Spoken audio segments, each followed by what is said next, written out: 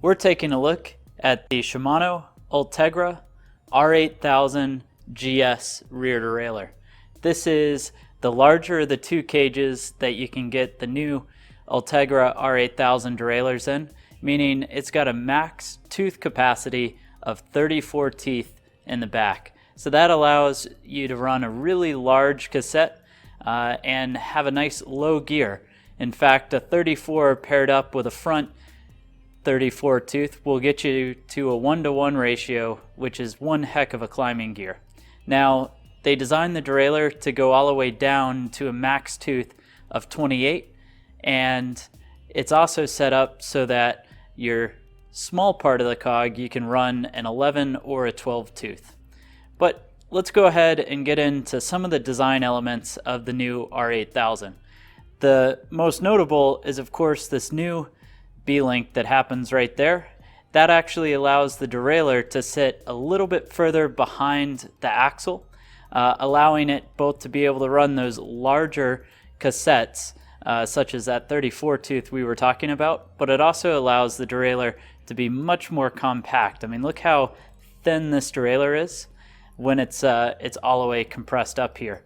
And that allows the derailleur to get out of the wind, and also allows it to be out of the way in case you were to be in a crash. Now, the other cool things about this derailleur is the links on the parallelogram. So there's 4 fluoric coated links in there that allows the derailleur to move really smoothly and actuate in a real smooth path with lower resistance than the previous generation. It's some of the technology from the Derailleur group set that's trickled down into Ultegra. Now, your front plate for the cage, this is actually made out of carbon, and then the rear is made out of aluminum. So they do that to save a little bit of cost, but you're running 11 tooth pulleys that have their own coated bearing in there. And then what's also pretty neat are these aluminum set screws for the limits and the bead tension. You've got a small micro adjuster right here to be able to set up the small tweaks to make sure that this is shifting as good as it can.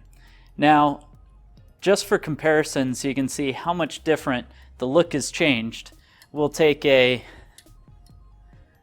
Tiagra 4700 derailleur right here, and you'll see that bolt that goes into the derailleur hanger, it's built into the casting of the derailleur. Whereas when we look at this guy, you can see there's actually 2 separate pieces. So the casting comes in, and then you have a link that goes out.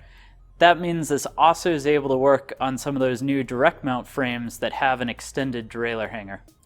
Well, since we've taken a look at this, let's go ahead and place it on the scale, and we'll see just what it weighs. So the Shimano R8000-GS rear derailleur comes in at 207 grams. Please be sure to leave a comment down below with what you think of this new Shimano Ultegra rear derailleur, and then if you enjoyed the video, leave me a like, and of course subscribe so you can see more videos like this in the future.